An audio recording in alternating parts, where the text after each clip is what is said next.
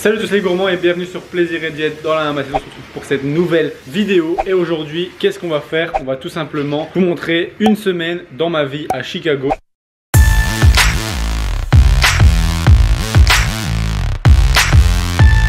Ça va être un food tour, une découverte à Chicago pour nous comme pour vous. Donc je vais vous montrer un petit peu les food spots que j'ai pu trouver qui sont sympas. Potentiellement la Deep Dish Pizza qui est quelque chose de très typique de Chicago. Et à côté de ça, début de ma prépa. Donc ça veut dire commencer à sécher. Donc déficit calorique actuellement à 2900 calories. Donc les repas autres que les repas à l'extérieur vont être choisis intelligemment histoire d'avoir mes protéines sur un timing intelligent et d'avoir mes vitamines et mes minéraux pour ne pas me blesser. À côté de ça, évidemment, maintenir les 6 séances de musculation de 1h à 1h30 par jour. Donc là on est dans un petit Airbnb un peu plus reculé de Chicago. On prend les Uber ici pour aller en ville, tout simplement parce que pour une semaine en voiture ça me coûtait 900 €. Alors que j'ai calculé si on prend un Uber 2-3 fois dans la journée et que ça nous vaut environ 50 € par jour, on arrive seulement à 350-400 € sur la semaine pour toute la dette de déplacement. Donc clairement les 900 € de voiture ne valent pas le coup. On a été faire les courses avec des sacs à dos comme c'était le cas à Montréal. C'est pas du tout un problème. Ici au moins il fait beau. On n'a plus le mauvais temps qu'on pouvait avoir à Montréal. Donc il fait beau maintenant, il fait presque 20 degrés ici. On a un petit barbecue pour les repas protéinés et légumes ici. Et donc au niveau du frigo et de la cuisine, je vais vous montrer tout simplement que on va pas manger que à l'extérieur. On va aussi avoir des repas plus intelligents à la maison, au moins une fois par jour le matin et une fois le soir ou le midi. Le matin, objectif, donc quand on se lève ici à 7 h de décalage, c'est manger le petit déjeuner, travailler un petit peu avec les clients au niveau du coaching et ensuite aller s'entraîner fin de matinée pour pouvoir manger le post-workout, le repas de midi là-bas. Potentiellement le soir, on reprend un Uber pour revenir ici et pour manger le repas du soir, etc.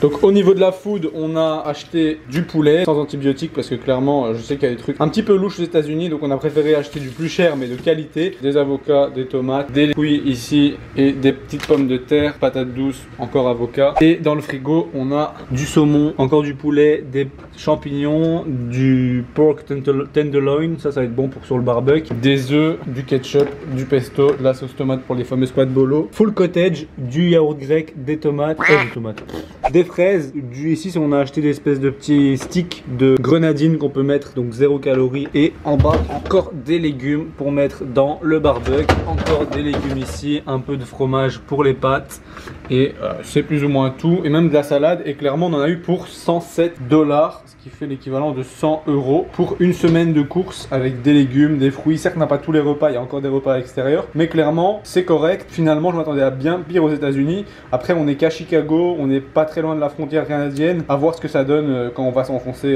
plus vers Miami et tout ça dans les prochaines vidéos.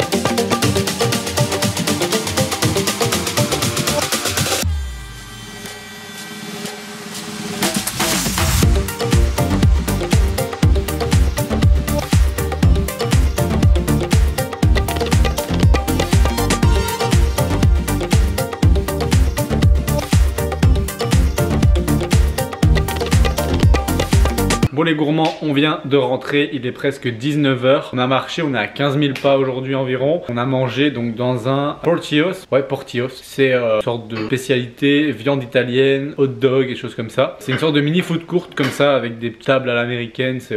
C'est assez spécial et au niveau du goût, les hot dogs c'est assez sympa parce que ça change complètement du hot dog habituel où c'est juste une saucisse, parfois un petit peu de choucroute ou d'oignon et de la sauce tomate ou du ketchup et de la moutarde. Ici c'est clairement pas ça. Il y a des concombres, cornichons, il y a des oignons, il y a une sorte de relish, il y a un petit piment dedans. C'est assez spécial, c'est assez plein de légumes, ça change, c'est pas mal, c'est pas très calorique, c'est sympa. C'est juste pas très protéiné. Après ça, c'est des sandwichs à la viande italienne. C'est un peu comme du roast beef mais cuit à 100%, très très fin. Franchement, moi j'ai eu une petite intoxication alimentaire avec du smoked meat qui est tout simplement une sorte de roast beef aussi, mais au Canada, à Montréal, plus épais et fumé. J'en avais mangé une trop grosse quantité, j'avais une intoxication et donc j'ai un peu un dégoût pour la viande de bœuf fine. Donc clairement c'est pas très bien passé. Après c'est pas excellent mais ça passe en protéines. Il y a toutes les calories sur le site et en protéines, du coup c'était quand même assez intéressant. Ça me faisait un post-workout autour de 50 grammes de protéines. Le repas du soir sera saumon, pommes de terre et poivron pour avoir tout simplement des vitamines, des oméga 3 et tout ce qu'il faut. Ce matin c'était un petit porridge avec des fraises.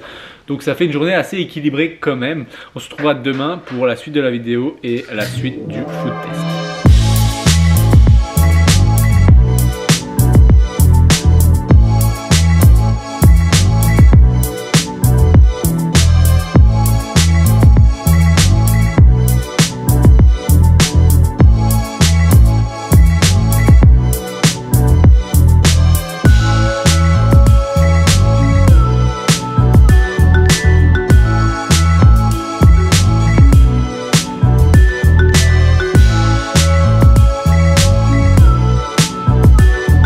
Pour les gourmands, petit débrief sur Giordano's Pizza. C'était, il y avait des pizzas à pâte fine et à pâte deep dish. Et deep dish, c'est Chicago. Chicago, c'est clairement l'endroit où la spécialité des pizzas, c'est les deep dish pizzas. C'est tout simplement une pizza avec une pâte version plutôt quiche, tarte salée.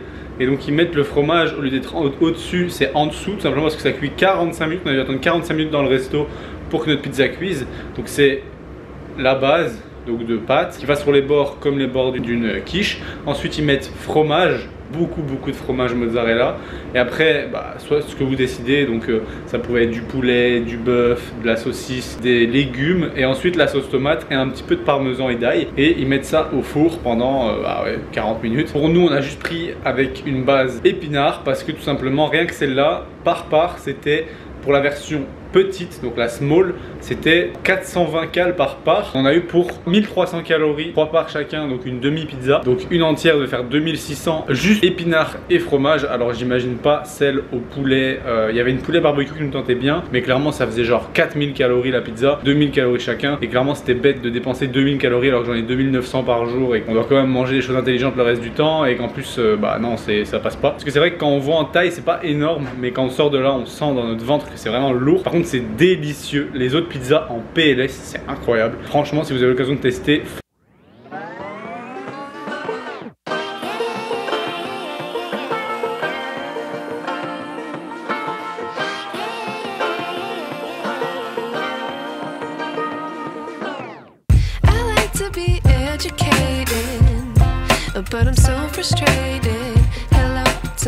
meatball sandwich de chez Nona, apparemment un des meilleurs selon Google.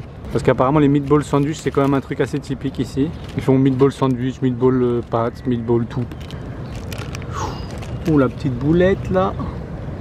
Oh le fromaggio. Ça a l'air copieux hein. Et j'ai pris un deuxième parce que je croyais que ça allait pas être assez protéiné. Du coup j'ai pris un au thon pour après. Il faut une table limite pour manger ça.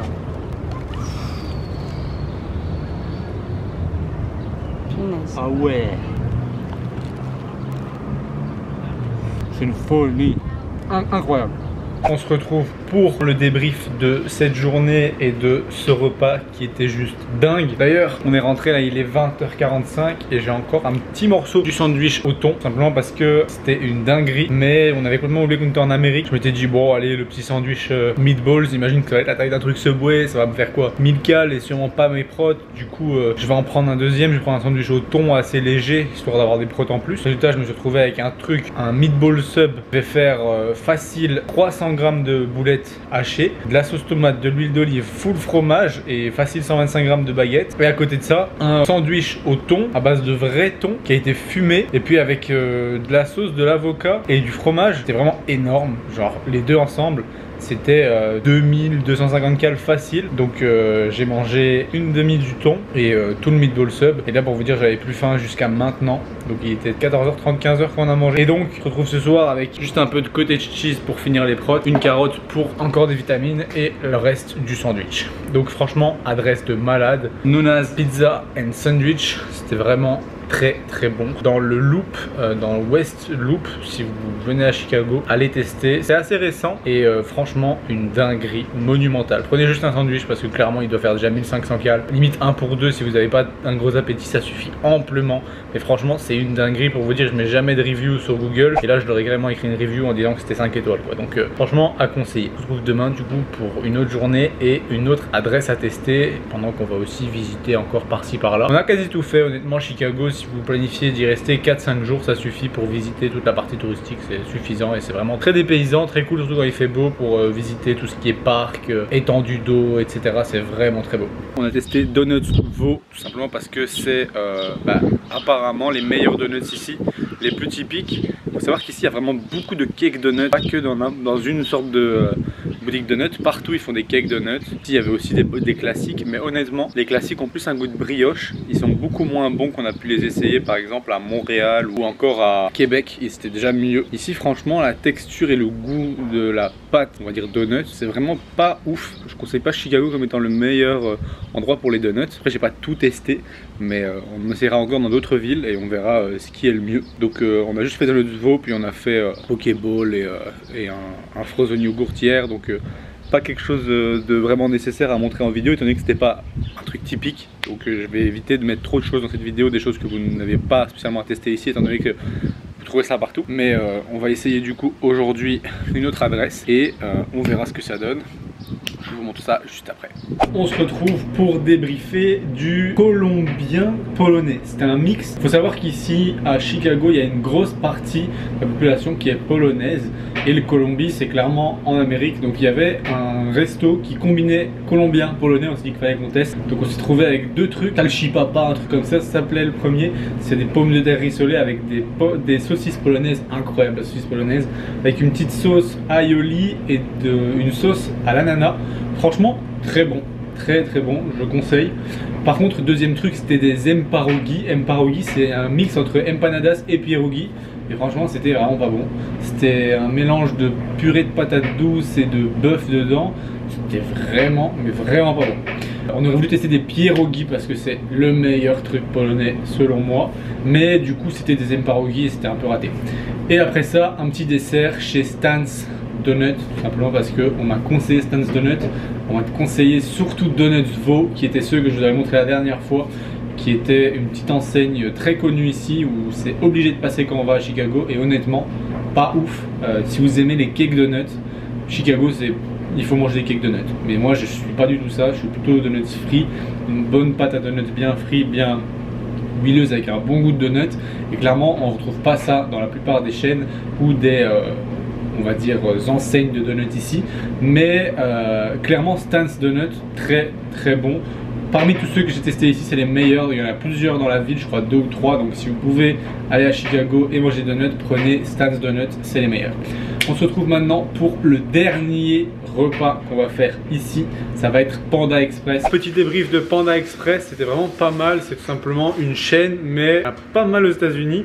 Et c'est assez quali. Le poulet, bon, il est un peu frit puis caramélisé. Mais à part ça, on a pris une plate. Donc il y avait une side que pouvait mettre soi-disant encore des protéines ou alors un légume pour le même prix. Donc ça n'a pas de sens, mais bon, on a préféré prendre des légumes. Et alors, c'était soit du riz cantonais un peu comme ça, ou alors des nouilles avec un peu de légumes. Donc on a pris ça. Quand même assez calorique, ça fait autour de 1000 calories, mais finalement il y a des protéines, ça fait plus ou moins 40 grammes de prot le repas, il y a des vitamines, il y a des féculents, il y a tout ce qu'il faut. Donc franchement, une fois de temps en temps, ça va et c'est 10 €, donc c'est comme un chinois chez nous, c'est sympa, ça dépanne, c'est cool. Donc voilà pour cette première vidéo des États-Unis, la vidéo Chicago. J'espère qu'elle vous aura plu, j'espère que vous aura donné des adresses à tester quand vous venez à Chicago. Je vous conseille cette ville en été quand il fait beau, avec la mer, le soleil, tout ça, c'est très plaisant de se balader au bord de l'eau, dans les parcs, etc. Quant à moi, on se retrouve pour la vidéo New York qui sera juste après celle-là. J'espère que cette vidéo vous aura plu, si c'est le cas, vous pouvez toujours cliquer sur j'aime et vous abonner. À la prochaine pour une autre recette ou une autre vidéo.